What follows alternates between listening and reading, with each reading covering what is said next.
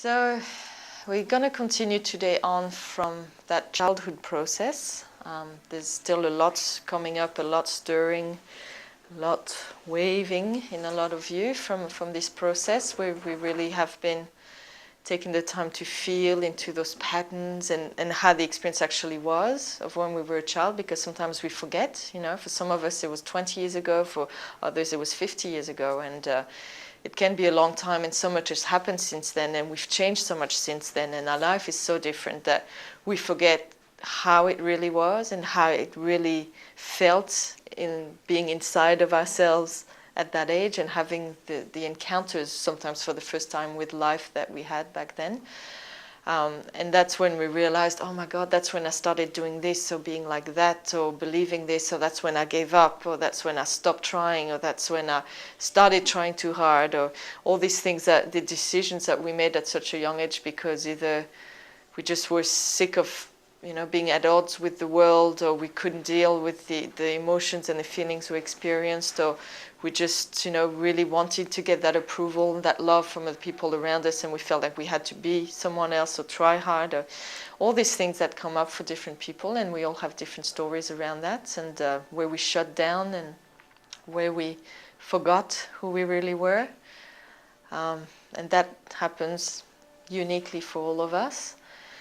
So the more and more we get in touch with those feelings, the more and more we're going to be really having to hold that space of not getting triggered back into the past. And that's always the danger when we feel into quite intense experiences. And childhoods often are like this because as a child we often felt so vulnerable and so helpless in the face of certain experiences that they were, experiences that for us today might be okay to handle. For a small helpless child can feel huge and unsurmountable. It's just like, oh my God, I don't know how to deal with this, I haven't experienced this before, I'm only little, and so it's easy to get sucked into those feelings and just to kind of lose sight of who we are here now, to lose our actually alignment and a center in the inner parent and the wiser person that we have become now.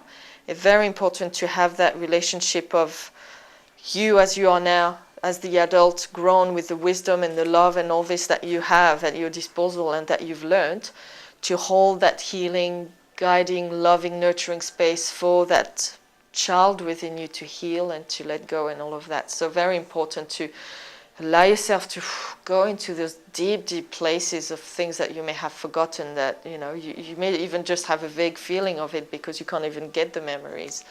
And that's okay, because the feelings is all that matters. But while you have to allow these deep places within you to open and for you to embrace the feelings of that right from the depth of the core of this embodiment, because that's where this thing started and that's where it was created step by step, to not lose sight of the bigger being that you are as well, and be that bigger being and feel the feeling of the child and hold that space at the same time. So very important.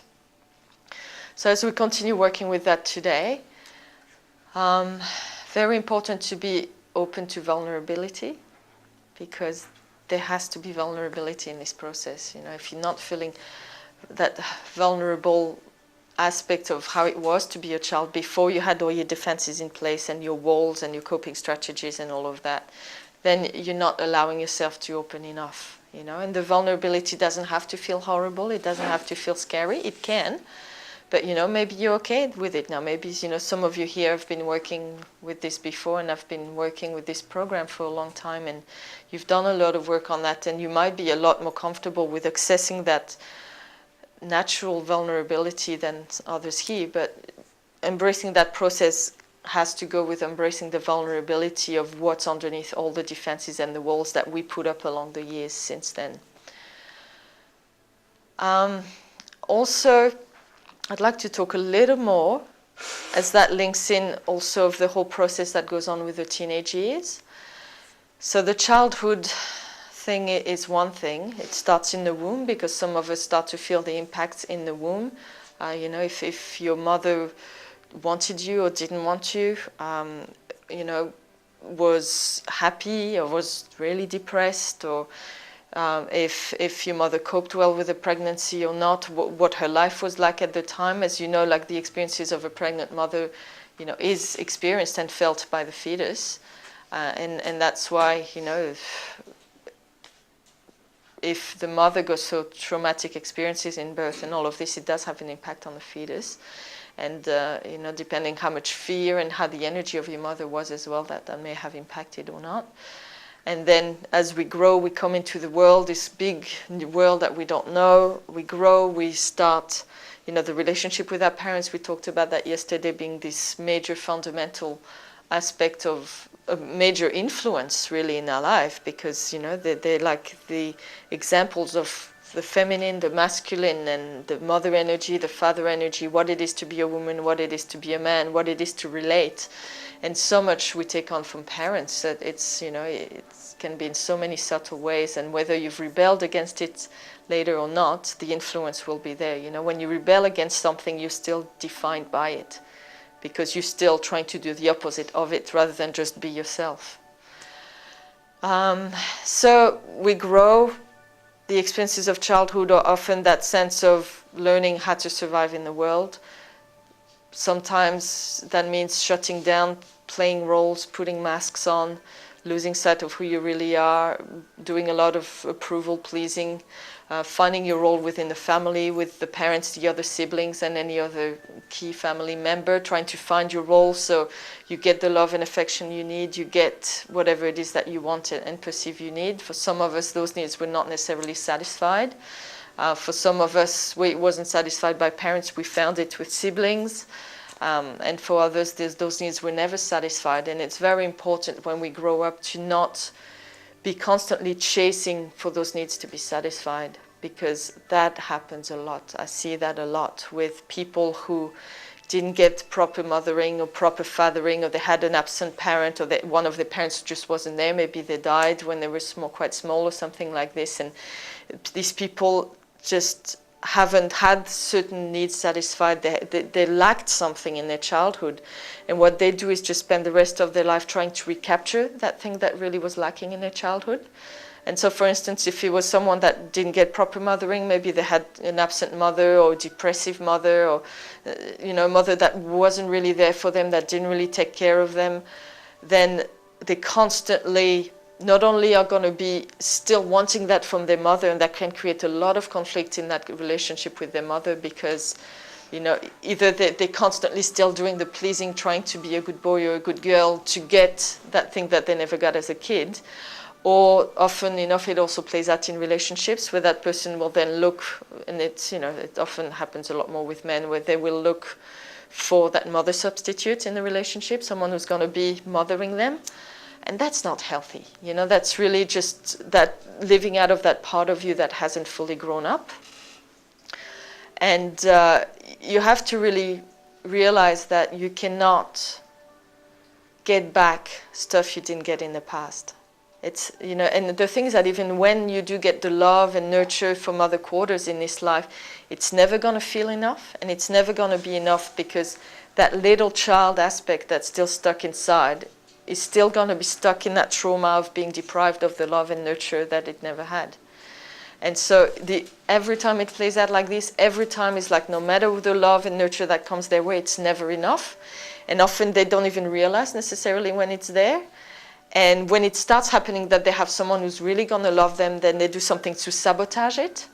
So it can really trigger lots and lots of patterns. So for those of you who have these unrequited needs and wants and things from childhood, these things that you wished you had that you never had, or that really you needed that was never given or provided for you, it's important that you accept that you didn't get it then, and you're never going to get it. That train's just gone, that ship sailed. It's just finished. And so it's what you need to do then is just like find that aspect within and provide the love for yourself, and let it all go. Just focus on letting go of the it's not fair, but I want it, but I'm not going to give up until I get it, and all the things that can be running inside, and just turn that page and run the process and make peace with it all, and really accept that that's how it was and that's never going to change, and let it go. And then focus on really embracing all that you are now and providing that love and nurture for yourself now that no one else can do from the outside. And that's always the thing. If you don't love yourself and you don't look after yourself and you don't give yourself those things, no matter how much love comes from outside yourself towards you, you're never going to feel that it's enough, because you're not allowing the love to really come in, because you are not loving yourself. When we don't love ourselves, we shut down to receiving love. You know, we don't feel worthy, we don't want it, because it brings up feelings of hurt of all the times that we wanted love where we didn't get it, or where we were rejected and all that stuff. So as long as you don't really fill yourself up with love and build that relationship with yourself, of loving yourself, nurturing yourself, and satisfying your own needs on that level emotionally, in terms of the basic human needs of self-care, I guess, is you're not going to be fully able to receive love from outside yourself. And so you can be spending your whole life searching for someone who's really going to love you, who's really going to look after you, who's really going to care for you, and it's never going to get in deep enough for you to feel that you are getting what you need, because it needs to start here. And what needs to stop is the self-loathing, the self-judgment, the self-criticism, all these things that have developed because maybe as a child you didn't get that love and nurture that you needed. So what you did is just do that, oh, well, there must be something wrong with me. And then you start judging yourself and you start criticizing, and then you start being angry, and you start putting all these walls up, and you start to really shut down to love, because it hurts too much to be open to love and to need love and want love and to not get it. You know, it is actually painful, and it can be physically painful to be open to that love and want it and need it, and it never comes.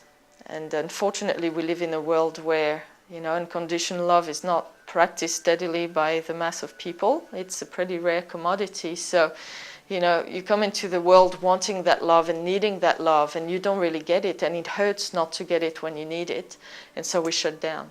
And the process of healing is really to let go of these impacts so that you can open up again and you can embrace the love that's all around, because now we're here on the spiritual path and you're able to connect with all of that, but also to learn to give that to yourself, and that relationship with yourself, of loving yourself, looking after yourself, relating with the God within, you know, being that caretaker of this embodiment, of this person that you are being at the moment. You are the caretaker of this, you are the parent of this, you are the carer of this, and you need to act the part. You need to be that. And until you do that for yourself, you're never going to feel that there's something missing is no longer missing. That thing that drives you to search for that love outside yourself, for that acceptance, for that person who's really going to see you.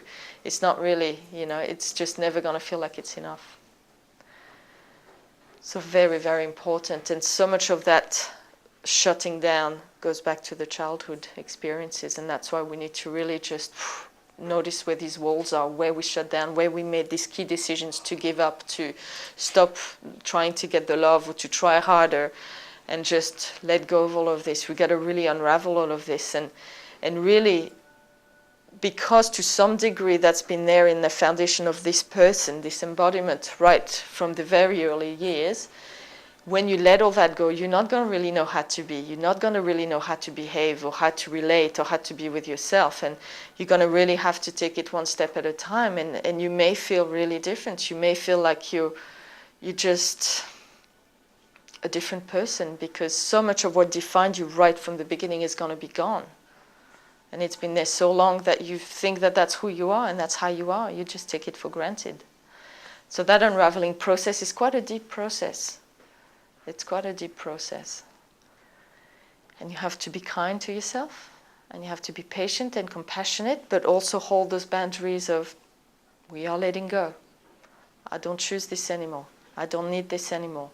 And keep feeling the feelings, keep breathing, keep letting go, and keep letting go of who you've been and how you've coped and how you feel comfortable. And it's going to feel uncomfortable, because that vulnerability is going to really start coming through.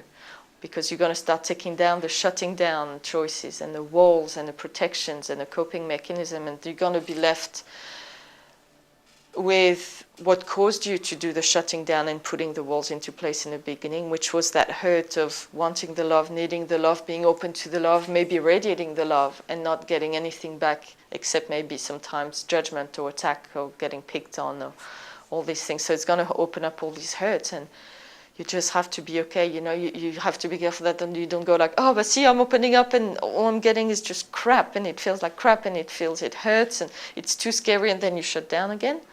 No, just remember, they're just feelings, and old feelings at that too. So you just have to keep breathing, keep moving through, and keep letting go, and keep re-choosing, I'm here for me, I'm here, I love you, I'm here, I'll look after you, I'm taking care of you, it's okay, I'm here for me, and I'm staying here, I'm not going anywhere, I'm here. And just to be there for yourself, and then you can really help those aspects of your energy and psyche to, or maybe it's okay, maybe I can stay open, maybe I'm safe now. So you have to be consistent with it. You can't just go, I'm here, and then, tomorrow you get triggered and you start to go, oh, you bloody idiot, look what you did, I'm such a fucking moron, blah, blah, blah, blah, and just attack yourself again. You have to stick by yourself. You have to be with yourself consistently to rebuild that sense of healing and safety and self-esteem and being okay with being open again and being here again and being yourself again. Does that make sense? And so what happens, that's the childhood thing, and also in the teenage thing that process continues. But what happens when we go into the teenage years to early adulthood is that we're starting to detach from the family nest and really wanting to find out our place in the world. We want to become our own person. We start to individualize. That's a process of individualization, and that's why, that's usually the part where that particular generation starts to rebel against the previous generation and the values of the previous generation, and, all this stuff happens. It's part of that process of, well, this is, the family I come from, this is the values that have been put on me or that I've been taught, this is how I was taught to live my life and so on. Now I really want to find what I want and what I am and what kind of life I'm going to live and my place in the world. Unfortunately for most of us by this time we're already carrying so many masks and walls and shutdownness that we go about that search and that individualization process a little bit wonkily, where because we're not very clear in ourselves, we've lost sight of who we really are because we already covered up so much of us with layers of putting on roles and wanting to be approved of and so on. So a lot of it then plays out as us going out into the world trying to find where we fit in by experimenting, sure, and that is the time to experiment, and that's how nature intends it. But we don't do it wisely. That's where we can start to do self-destructive things like maybe drink or drugs or things like this, because we're just so desperate to find that place where we belong, to find our place in the world and to find that sense of uniqueness. But we're coming from such a place of woundedness and self-judgment and fear that we're just exploring in sometimes the wrong places or in ways that are self-destructive, and we can end up more confused than anything, and that's why it can be a very difficult stage for a lot of teens, and that's where we can start to also adopt other influences. So earlier in life with the childhood, we are very much influenced by parents, siblings, and significant others, maybe teachers, maybe a little friend at school, and so on. And then we got into the teens, and we seek influences, people that are going to inspire, so people we wish we were and things like this, more outside of the family circles. So that can be friends at school, it can be people at school that they're really cool or they're really popular, or it can be music stars or actors and actresses, or it can be this like the pretty girl from across the street or whatever, and we start to kind of really search who we are by searching someone that we can admire or we like or we envy. And very critical at this point in life to undo also some of the impacts of these influences that we align to at these moments in our life where we are looking for who we are and we are trying to find our place in the world, who did we choose to be a big influence on us? You know, and was that a healthy thing or not? You're shaking your head going, oh God, no. And you know, God, we do some pretty funky things sometimes at that age. And so that process of growing up into being our own adult sometimes happens in a way that's not complete. And that's what I was talking about yesterday, where you find some people that haven't fully weaned from their parents, where they're in adulthood, but they haven't completely let go of that approval dynamic with their parents, whether they play it actually in their lives or it's that real inner critic, internalized voice of their parents. There's other people, what they do is rebel against all the values and everything that the parents taught them and stood for, and you know, the teachers and so on, any significant influence from before. And then out of the pain and the judgment and all of that, rebel and go swing and do the other way, and they'll do everything that they're not supposed to do, cross the line, and that's not healthy either, because like I say, it still means that you're defined by what you were brought up with, but you're just doing the exact opposite instead of just playing the game of that. And what it means is that we start to almost want to break things down just out of that destructiveness coming through.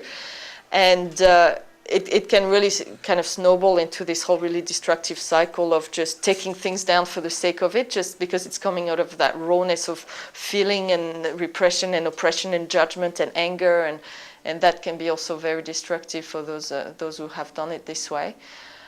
Can happen in lots of different ways, but really that teenage transition is also a time where a lot of us in the, you know, especially the early teens, need the guidance of the mother or father. For boys, it's more the father. For girls, more the mother in terms of how to become a woman. But you know, some of you here still come from a generation where a lot of things, especially for girls, in terms of how to be a woman and sexual matters and matters of the body and stuff, was really not talked about. You know, it was hush hush, very shameful. And for boys, you know, sometimes that strong father guidance wasn't there when you needed it to learn how to become a man. And then later on, when you start to kind of go out into the world and try to find your place, there can be a lot of decisions made there that, because of the impacts of childhood, we just decide that we're going to be one kind of person or another kind of person, or this is our place in the world. But that can be very much about playing out the hurts of the past. And it's very important to heal all of that, to let go of, well, like I said before, the major influences that were formative in the kind of adult that you became, but also the choices that you made in terms of what kind of identity you developed for yourself as an adult, whether it is because that was what helped you feel better or helped you cope or helped you feel freer or helped you fit in a way you never could as a kid, or lots of things that you did that was like, okay, well, now that I can have my own life and be my own person, I'll do it like this because this is going to be easier, or this is going to mean I'm not longer picked on and ridiculed, or it's going to mean that, you know, then maybe the girls will like me, or and we put all these roles and masks in place that are not really who we are either. So that's another aspect of the process as well that we need to unravel. So it's a very rich thing when we go right from birth to that kind of like late teens, early adulthood, because so many of the impacts of our childhood influence how we go through that process of individualizing and finding a place in the world and deciding what kind of person we're going to be. And so very many layers of things. So we worked on the childhood thing a lot yesterday. We started to uncover some of these early choices, early conclusion that we draw from our experiences, early influences and feelings around that and patterns around that. And I'd like us to also start to feel today, although we're going to continue with that and we'll do a bit of a process later on with also the mother and father thing, but I'd like us to start to feel a bit more now into also that process of individualization and what influences we chose for ourselves and what kind of person we chose at the time that we were going to be, and how much of that is still relevant, how much of it we've let go, how much of it we haven't let go, and really just start to unravel some of that as well. And that includes some of the issues sometimes around being a man, being a woman, the relationship thing, sexuality often starts to happen around those times, unless there was also some of that early on in life, if there was sexual abuse or anything like that. So yeah, very rich subject. So I'd like us to just sit with it for a bit and take time to feel into that and review into that. And in a little while, we'll have a little break, and then we'll come back and do a process. So taking some time to review, feel into these big transitional years of teenage, the transition from being a child to being an adult, becoming a woman, becoming a man, the first experiences of relating with the opposite sex in a romantic way, sexuality, intimacy, all the aspects also of breaking free, if you went through that weaning process properly, of the family values, the need for approval from your parents, the need to live in relationship to making your parents happy or making the family proud, the individualization process, finding out who you are, finding out your place in the world, finding out the kind of life you want to make for yourself, all of that, and how, you know, you can really start to really get a feeling for all the times where you sold yourself out, where you made an effort to fit in, and so you turned yourself into something you were not, someone you were not. What happens is that when we do that and we start to rely on these roles that we adopt in order to fit in, to try to find that place in the world, but not coming from a space of being who we really are and letting ourselves get sucked into the rightful place, but we try to find our place by trying to make ourselves fit into all these places, we then create these layers of false identities. And a lot of the process of rediscovering our true self is about peeling away all these layers of false identities. What happens also is with all these layers of false identities, every time we've done that, there's always a layer of self-loathing, self-disgust, self-judgment, sometimes shame that comes with it, with underneath, because deep in our innerness, every time we forced ourselves to be someone we were not in order to fit in, to be accepted, to try to find a place, what we did is basically reject ourselves and deny ourselves. And that, you know, the pain of rejection is a very damaging pain to the heart. So we did that to ourselves, and with that come a lot of self-judgment and self-loathing, because basically when we do that, what we're saying to ourselves is, how I really am, it's not good enough, it's not acceptable for this world, for me to have a place in this world, for me to be loved, to fit in, to be accepted, to find a place I belong. I'm not good enough, I don't belong, so I'm going to have to be someone I'm not in order to belong, in order to be accepted, in order to have a life, to have friends, to find love, to be approved of, all these things. So when we work through all of these choices that we made in an exploration of ourselves and of life, we often hit some of these feelings that can actually make you feel a bit sick in the stomach. So it's important to just sit with all of that and to not judge those feelings, and to understand that when you're hitting these layers of self-loathing, self-judgment, that kind of sick feeling, the shame, all of that, it's actually probably a good sign that you're working through some of these layers of false identities and reversing some of the choices that you made in those years, in the early years of your life, and just kind of peeling away some of these layers of false identities. And you know, most of us have many layers of false identities. When there's, I think it's 64 layers, we start to go unconscious. We forget who we are, we forget who we really are as a spiritual being. We just go unconscious, and many of us have much more than 64 layers.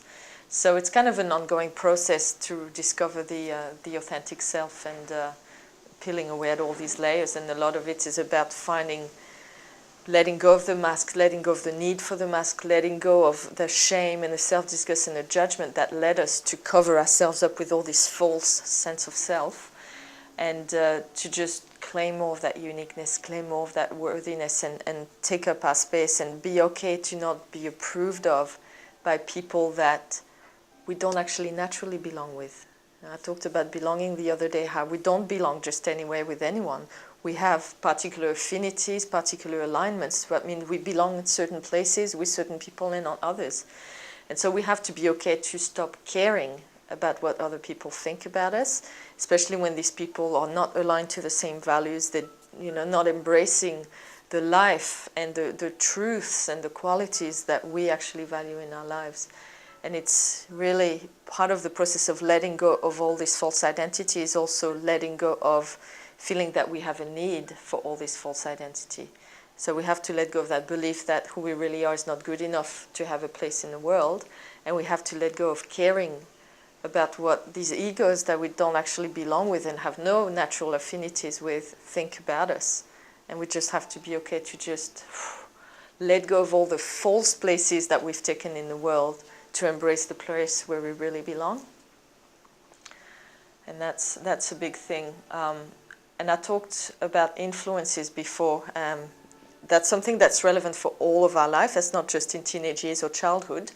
But I talked about it in this framework, that there's certain key points in our life when we're building a sense of identity and finding our place, where we align ourselves to certain people or things in the world that we envy, we admire, we want to emulate, we want to be more like them or have more of what that is. And we allow these things to influence us in our lives. But what happens when we do that with certain people, we start to emulate and imitate these people that we want to be more like, or maybe we, you know, they seem to be really happy and we want more of that happiness, so we start to do things as they do it, so we can be happy like them. Or they can be, you know, maybe they fit in and they're very popular, so we start to be and do like them, so we can be popular as well. So sometimes it's not so much that we admire them, it's that we want something they have in their life. And so we start to do life more like they do it, so we can have what they have. And what happens when we do that is a process called pattern osmosis, where it's like on your computer when you copy-paste some text or something in a Word document, where we copy-paste their patterns. And that's a bit of a problem because, you know, we may want more of certain qualities that we admire or envy. We may want more of a few things that they have in their life, a few behaviors. But what we tend to do is just actually copy-paste a whole bunch of their patterns. And we start running these patterns. And that means that we can start, you know, behaving somewhat differently, feeling somewhat differently. And that may feel really good, especially for the negative ego. That may feel really good. But it's just another false identities, and it means you've taken on a whole bunch of patterns which you now need to clear. There's actually a CD we have which talks about the pattern osmosis process, which I believe is MK7 adaptability. And you need to just really remove and clear all of these patterns that you've taken on from someone else, because that's also something that's going to lead you to behave in a way that's just not authentic and not who you really are. So I'd like to just do a very quick process to kickstart a quick process that will pull together this childhood, teenage years work that we've been doing, and that will continue running through the evening. So you guys continue your clearing, continue your letting go. As much of resolution, clearing, letting go, opening, realization that you can do by tomorrow afternoon would be great, but we'll take it from where we are tomorrow afternoon.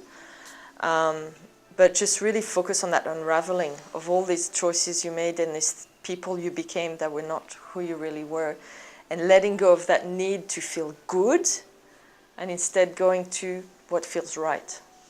And that's a big difference, because so much of these choices and patterns and walls and coping mechanisms and masks we put on are in order to feel better in relationship with people, feel better in our relationship with ourselves, feel better with our lives, because we want to avoid and deny how we really feel, or we don't know how to cope with the feelings that we have. But all of that's irrelevant now, because you now all have the tools to work with the feelings, to work with the hurts, to work with the fears that you carry in order to transform, to change, and to grow from it.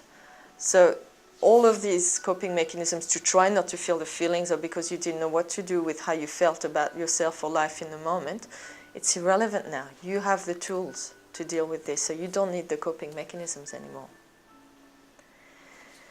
Okay, so let's just make sure we're nicely aligned and centered, very present in our hearts, and very present with this process we've been working on with the childhood and the teenage, and what we've perceived, what we felt, what we're still working on, Still a lot of coming up and releasing happening for most of you.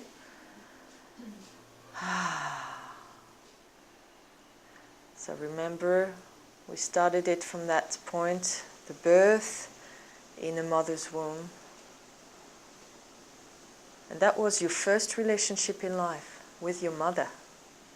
And that's the mother you were actually naturally born from. So if you were adopted, that's your birth mother I'm talking about. That was your first relationship in life, from the womb.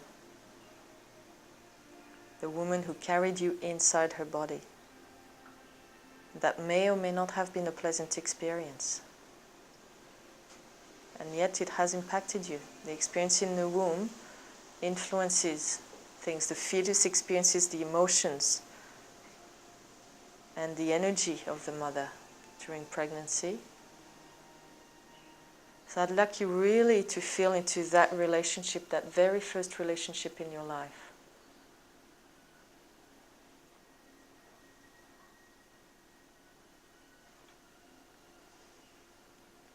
And let's really feel into that whole relationship we had with our mother, if we were adopted, the birth mother as well as our adoptive mother. Let's bring that mother energy and just remember how that felt to be so close, to relate with her, to be so dependent on her, especially the early years. They may be conflicted, it may have been quite easy. But let's really get in touch with any of the mother issues.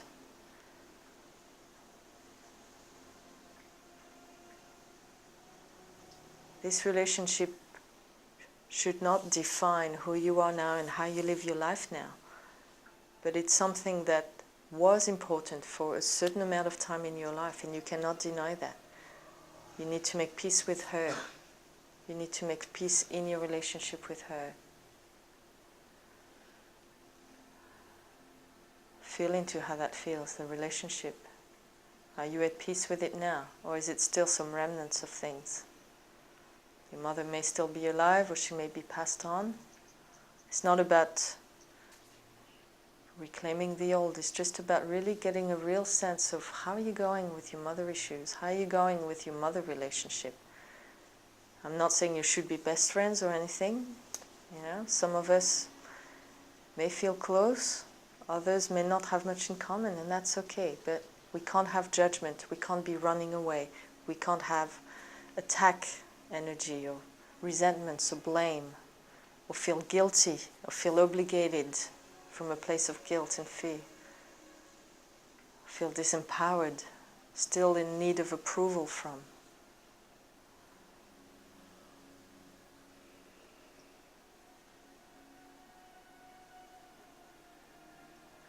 Any very key mother figures in your life, that whole mother theme.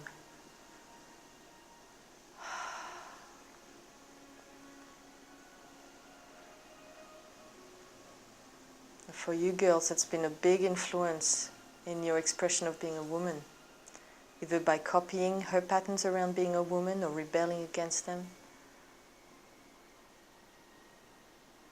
For you boys, it's been a big influence on your relationship with women and how you feel about women.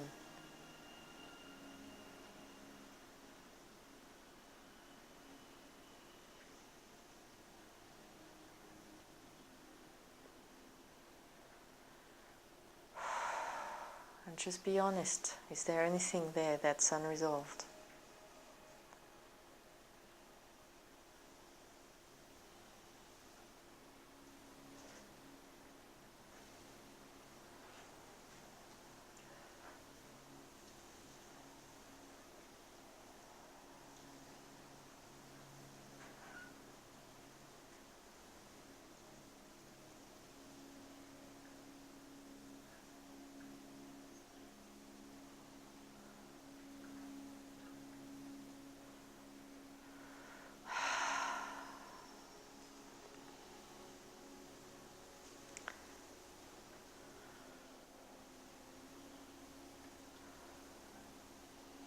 Just open up anything that's there. Run the process, feel the feelings, acknowledge what's there, make peace with it. Accept, be grateful for the learning, for the growth, for the good stuff. Be grateful for all the experiences, for all the relationship, and let go. You cannot be dragging on some of that baggage anymore. You cannot let it define you, influence you, or shut you down.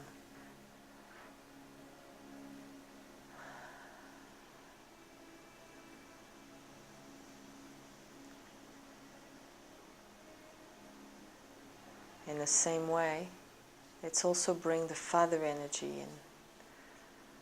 That was the second big influence in our lives. Even from the womb, there is a connection to the father. And there is a feeling of what's going on for the father too. It's just genetic connections, they're there.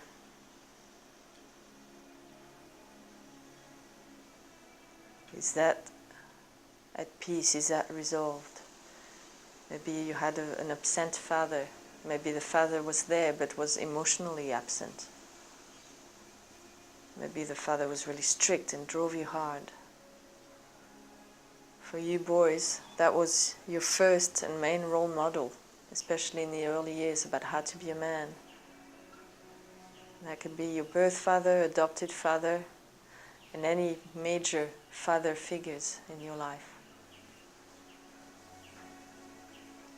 Your relationship with him. Did you feel you had to constantly try to get his love, his time, his attention? Did you feel supported or oppressed? Did you feel he was strong and steady?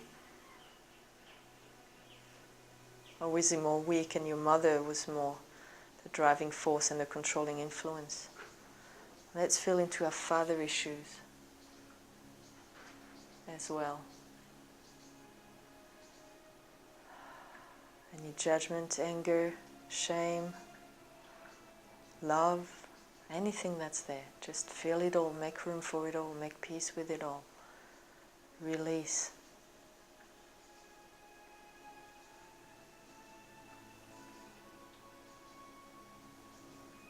That father energy, so many of us have issues with. But then again, so is the mother energy, bringing up issues for people.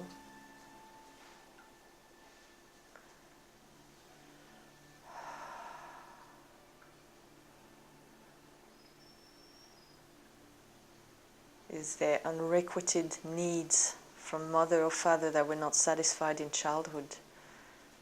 What we tend to do then is spend our life chasing people, experiences that are going to try to make us feel like we're finally going to get those needs satisfied, but we can't. Whether we didn't get the love and nurture or the strength and guidance that we needed from our parents, mother, father, what's gone is gone.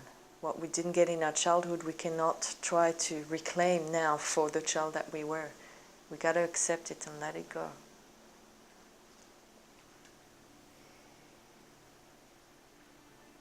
We got to be there for ourselves here now.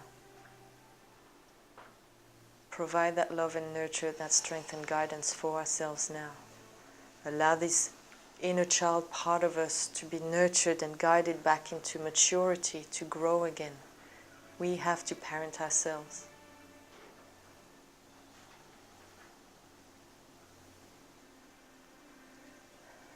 The self-determination, the worthiness, the uniqueness, the belonging, it's got to come from within first. Otherwise, nothing of love that you experience from outside yourself is ever going to fill that void, is ever going to feel like it's enough.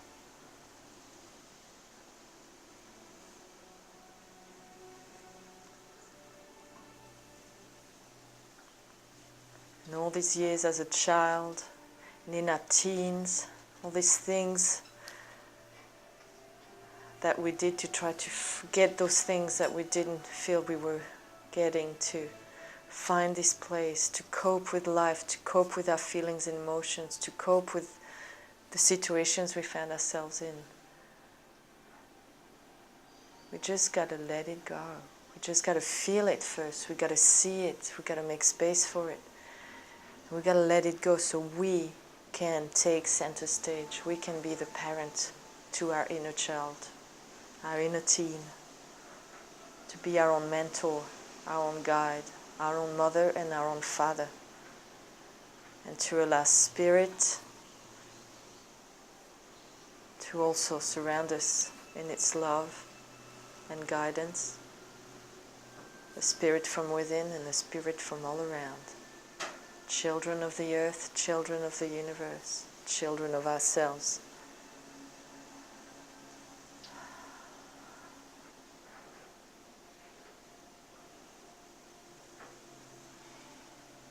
So all these choices in our life, all these false identities, all these coping mechanisms that were about sorting out issues or things missing in our relationship with mother, in our relationship with father, in our relationship with our first experiences of the world, trying to overcompensate with that, cope with that. We got to stop fighting to get all that right, to cope. We got to just feel it, peel off the layers, take down the walls, return to who we really are. And be there to care for ourselves through the process, to mentor ourselves through the process, with the support and guidance of Spirit and of Gaia.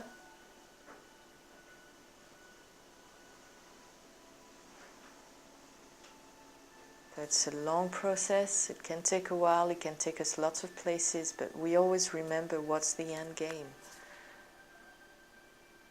Not to get rid of it, not to find another false identity that's going to help us cope better, not ignore it or deny what's there. It's just about reversing the choices that we made, which has made us so much smaller than who we truly are, in order to cope with life, in order to cope with our issues with key people in these early years of life, when we developed all these strategies. To stop trying to fit into certain places in the world and just let ourselves get sucked into place in the world where we truly belong by being truly ourselves. Mother, siblings, father, early experiences, the vulnerability of being a child, perhaps not feeling safe in the world, trying to find out what it means to be a man, what it means to be a woman. How the hell do you deal with all these physical urges and emotional activity? How the hell do you cope with relating with someone, with falling in love for the first time?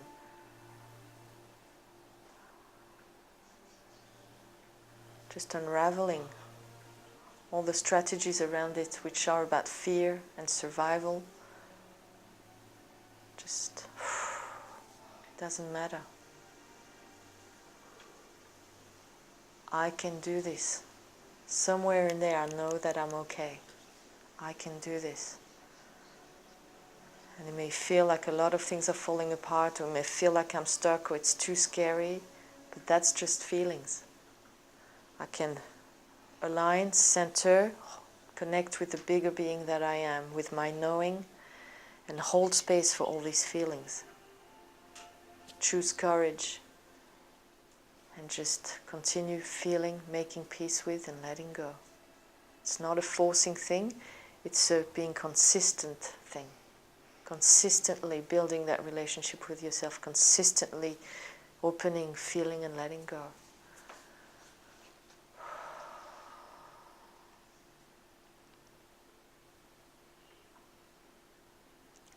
Who I have been is now irrelevant to who I am.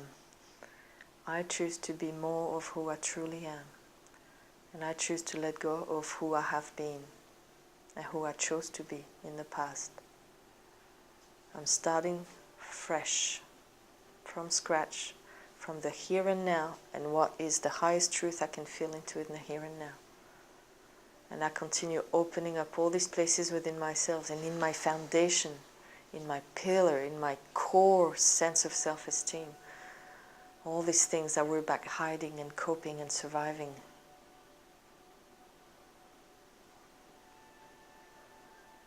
Avoiding and denying.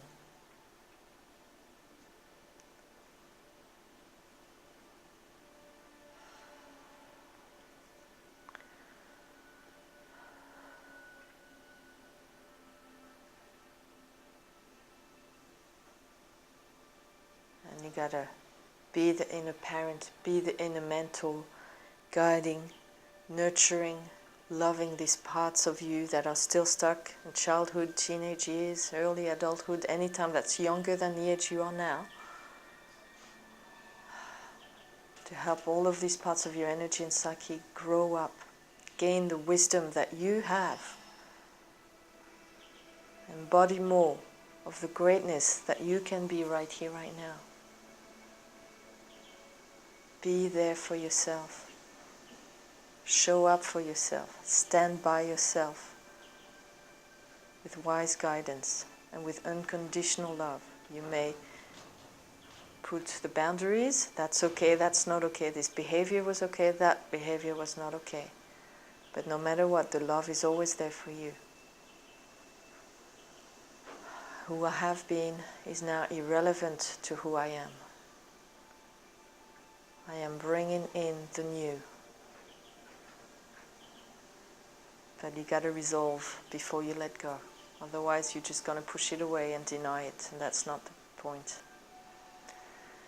So let's keep going with that process. Let's feel into any mother issues and how that influenced choices that we made. Any father issues and how that influenced choices that we made. And reverse these choices, peel off the layers. And allow ourselves to discover anew who we can be and who we can choose to be, without being defined by the past, without being defined by this old foundation. So keep breathing, keep feeling, keep holding space, and keep letting go. There can be some reviewing that goes with this process, sometimes even flashes of memories and vibes of different times in your life. That's okay, just don't grasp, don't hang on, just let it go by. Keep feeling, keep releasing. Don't pick and choose what you keep and release, let it all go. One thing at a time. Don't try to let go of all at once, well you can, but it's not necessarily the way. One thing at a time, one and another one and another one and another one, as it comes up.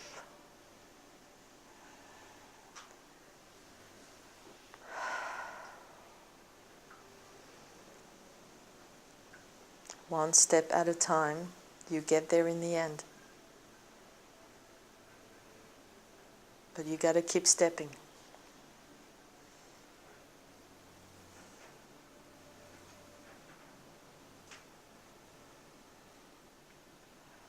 You got to keep moving. You got to keep releasing. Stay aligned, stay centered, bring the new to the heart. Whenever you make room, you stay aligned and centered in the new. If you feel empty, that's okay. You're making space. Don't freak out. Don't feel you have to grasp onto something. Just stay aligned, stay centered, and let the new flow in from your heart. Don't think, don't analyze. Just be, have faith, be in the knowing. Feel the feelings, let go.